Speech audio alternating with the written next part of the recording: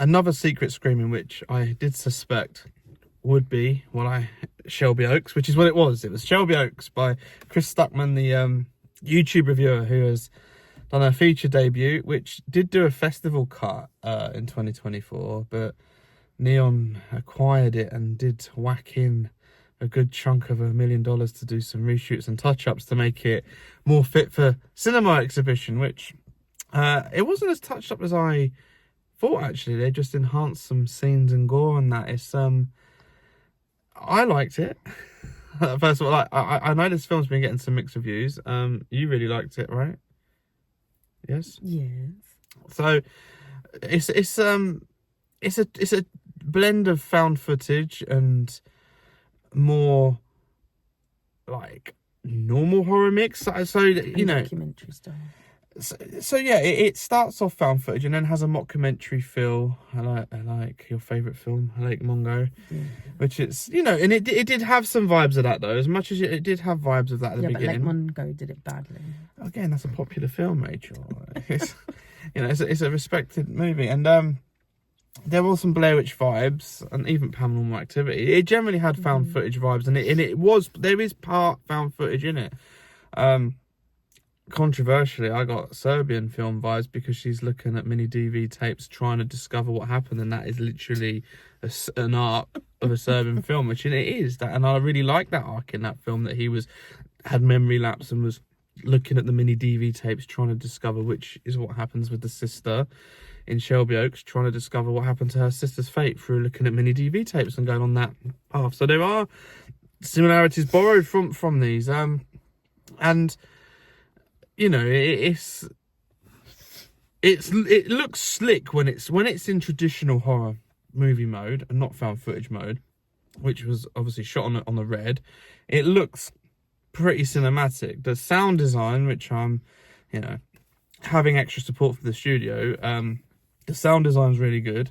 I generally found it very creepy and atmospheric. I literally got Candyman vibes, the original Candyman, where she's going around the scenes and they're talking about it and there's all the graffiti and she's taking the photos. I always found that really creepy and atmospheric, like a real scary atmosphere and tense tone, and Shelby Oaks echoed that for me tonight. I got that same feeling as what I did when I was younger when I first watched Candyman, which is a really good thing. That's a compliment. So come on, what do you? I have lots to say. Well, go for it.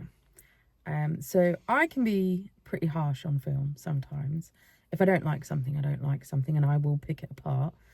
And this, for me, bearing in mind, I don't know anything about, wasn't it Chris Stuckman? I'd never heard of him until Jason mentioned him, so I don't follow him. Jason told me about him, and he sounds like a good guy.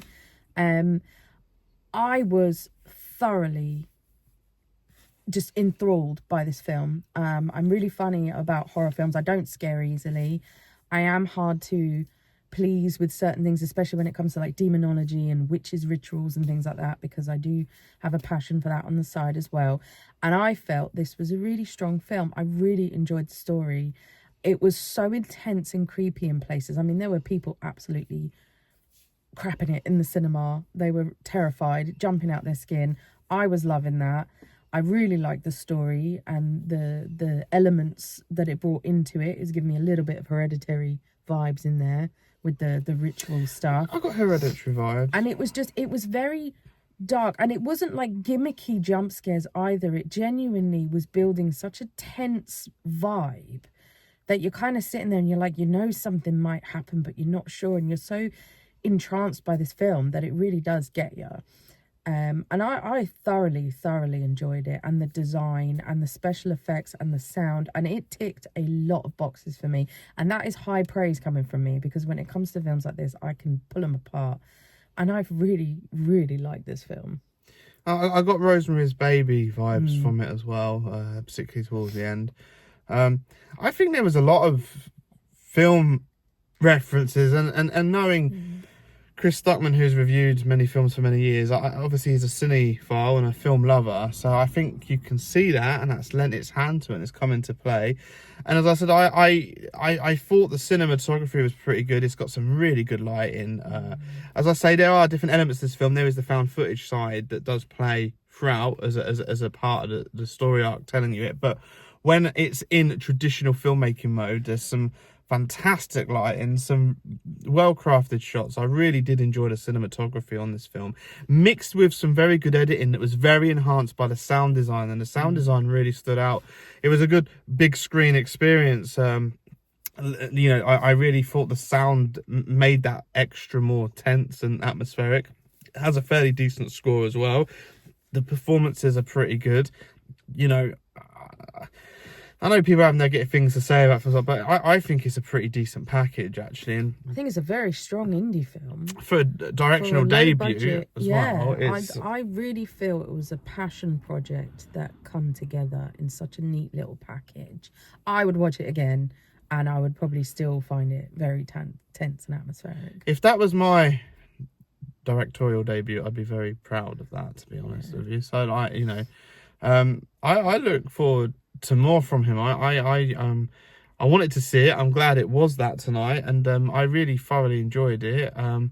I think if you're a fan of horror, and even if you're a fan of found footage films, I know it's not all found footage, but it's definitely borrows from that. I enjoyed that aspect though, because again, I can get funny about the documentary style horrors, the mockumentary ones. I find I just find them a bit lackluster sometimes. That's why I don't really like things like Lake Mungo. And I'm not a huge fan of the Blair Witch Project. It's never really stuck with me like other films have. But there are some that do it well, and there are some that I really enjoy. And I feel that the combination of found footage, documentary, and sort of normal horror, for me, it was a really good blend. And it's sort of dipping in and out of them. I feel it worked really, really well, personally. Yeah, it was. I mean, I do recommend it. It had a bit of a Netflix documentary feel to start with. It was. It felt like I was watching a Netflix documentary, which again, they've got a cool style to them, and I felt this film echoed that, and it did it well. And it's quite again, it's got some interesting blends of style, because you know you've like a modern age horror. You're watching a found footage which is working, going into then the kind of mockumentary Netflix style documentary which actually gained interest from me. I'm like, okay, well, this is interesting, because they were sticking with that found footage vibe by doing that, but then it does subtly shift into a more generic horror film, and the shift works, but also then it does incorporate the found footage through following your protagonist trying to find her sister while looking at clues at footage. So it worked. I actually thought that was an interesting concept. It's not overly original. It has been done before, but this incorporated it well. It didn't feel like it was like tacky or ripping off. It felt actually like it was playing homage and respect to the horror genre from a horror fan. And I completely dig it. And I have to say, the actress that plays Mia, phenomenal acting.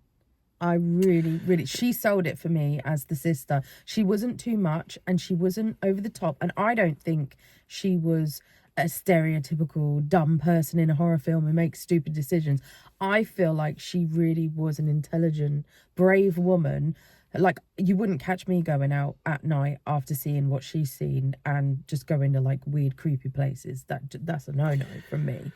By herself as well. And I'll be honest, for an indie film, which it started its roots out as, it's not over the top, and it's not cheesy and in your face. It's actually quite grounded, and it is unique to see a film of the nature that this started out as, to be as grounded as it is. So again, hats off to that it was kept grounded and serious, and it's almost believable. Yeah, I recommend a cinema trip for it, because I say the sound design alone works great in the big screen experience, but also it is got some very cinematic moments that I do think again lends itself to the big screen. So yeah, let us know what you think of Shelby Oaks. I would definitely revisit it. It's something I would like to watch again. So it was a good night, good experience.